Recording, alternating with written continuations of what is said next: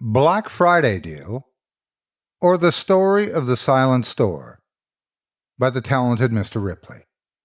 Narrated by Otis Jiry. If you're from the U.S., you know what Black Friday is. If you're not American, let me summarize it for you. One day after the American holiday, Thanksgiving, mostly every store starts a one-day sale with prices dropping ridiculously low. Like a 50-inch plasma for $300 kind of low? With an ocean of amazing deals comes a stampede of rowdy folks. People line up for hours, if not days before, so they can get the item they want. And for the first time in my life, I lined up too. I'm not much of a shopper. I hate the whole process. My good friend needed a new laptop, but she was out of the country at the moment, so I offered to try and snatch a deal for her. And boy, did I get more than I bargained for.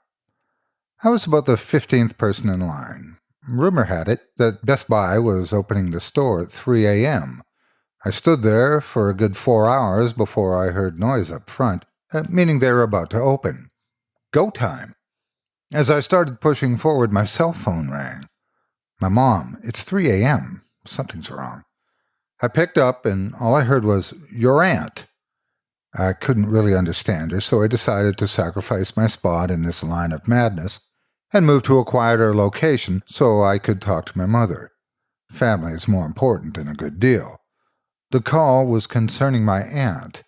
She had a heart attack and unfortunately passed away a few hours ago. My mom's a bit of an emotional freak, so she felt necessary to call me immediately, although I wasn't particularly close to this person. I finished the conversation and decided to head into the store and see if there was anything left after the shopping vultures ran through it. The line was completely gone, everyone was inside, and I walked in. Any special event you go to, you expect a lot of noise, especially if the event is a huge sale. I expected people pushing each other, yelling, even fighting, all so they could get their deals. The store was dead silent. Every customer was standing in front of an item just looking at them, not moving, talking, or anything. All the employees were standing behind the counters, not moving or talking either.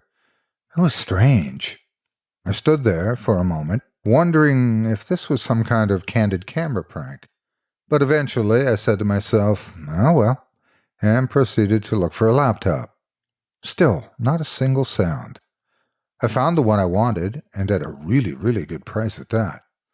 I turned around to call for help, but then I saw everyone in exactly the same position as they were when I walked in. Nobody moved in the last 15 minutes, not even an inch. Nobody said a word. "Excuse me," I yelled, deciding to fuck this game of silence. "Excuse me, I need some help here." Everyone in the store turned towards me. Nobody made a move.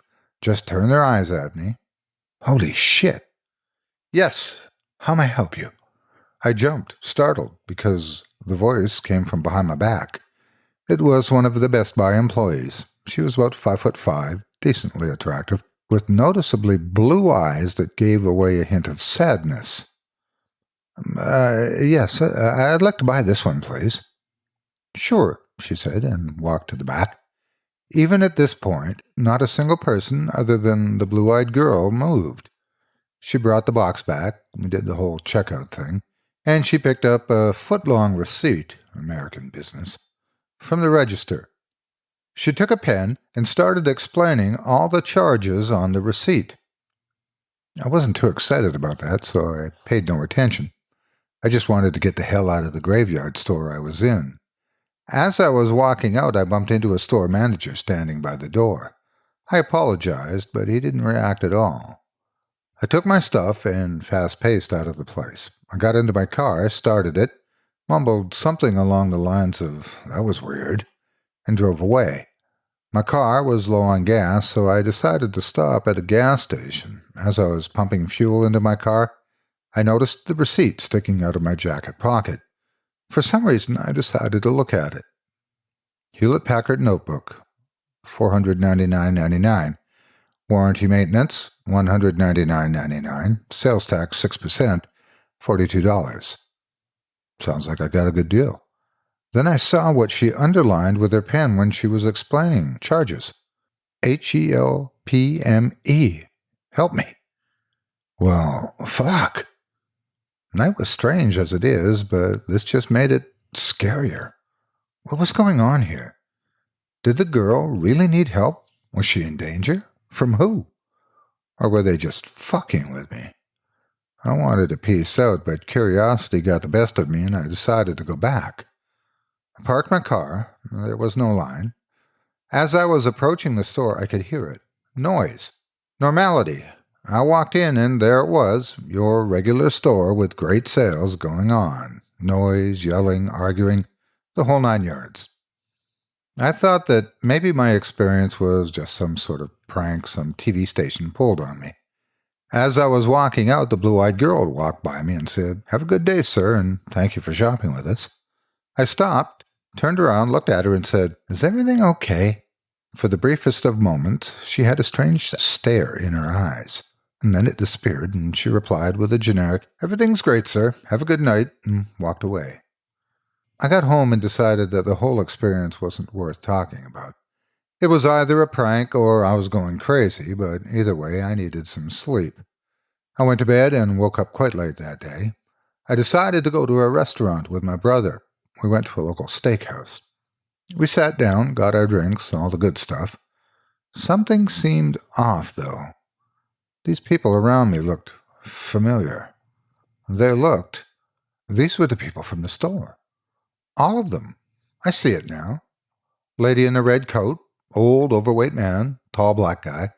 All of them were here. I felt like I was going to get sick, so I ran to the bathroom.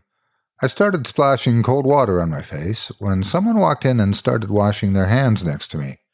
It was the store manager. I was shocked, scared, motionless, speechless, you name it. But mostly, I was afraid for my life. "Look, man, look, I don't know anything." He didn't react. "I didn't see anything. I won't tell anyone. I promise." He kept looking at me. He finished washing his hands. He pulled some paper towel, dried them off, and walked out. When I got back to the table, I couldn't recognize anybody else in the restaurant. All the people from the store were gone. I'm afraid now, though, because I did break my promise. I told you guys.